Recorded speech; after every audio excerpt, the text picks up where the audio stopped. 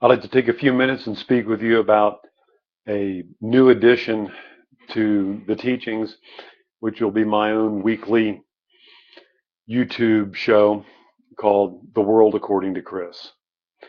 And The World According to Chris will be a bringing heaven to earth type of an approach. I want to look at the politics that's happening in the world.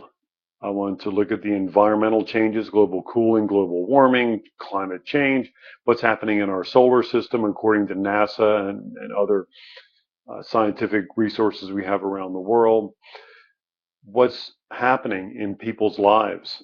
How are we changing as a society, as a planet, socially? How we're interacting with each other? What's going on in China? What's going on in every part of the globe? I just want to take 10 minutes once a week to start off with and just pick some of the major events, like what's happening with the nuclear disaster at the Fukushima power plant in Japan. Is it really okay? We don't hear about it. What's going on? What's happening in the Middle East? All the upheaval, all the change. What is really going on? I can tell you that my sources for information are both conventional and non-conventional. I look at alternative sources and the popular sources that people listen to and watch. I sift through a lot of the foolishness. I check sources. I do what I can to try to make sense of a rather convoluted world that we're living in right now.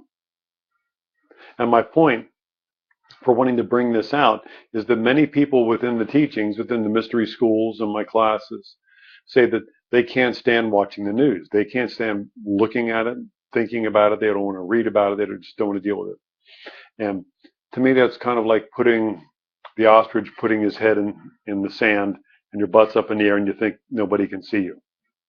And it just doesn't really work. We're in this world to look, to view, to be a part of it all. And it doesn't mean that you have to study it the way that I study it, look at it the way that I do. What I want to do is get you to think. And for 10 minutes, you can think about some information. You can go search it out, explore it, study it for yourself if you're interested. There'll be interesting topics. There'll be controversial ideas and notions.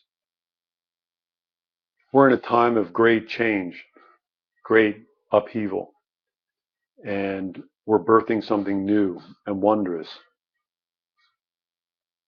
and we're all a part of it. So I hope you'll take the time to join me. Tell all of your friends, 10 minutes or less. It'll be a great opportunity to catch up real quick on things that you may not hear about on conventional news, things that you may not hear about, particularly if you don't pay attention to any news. Thank you.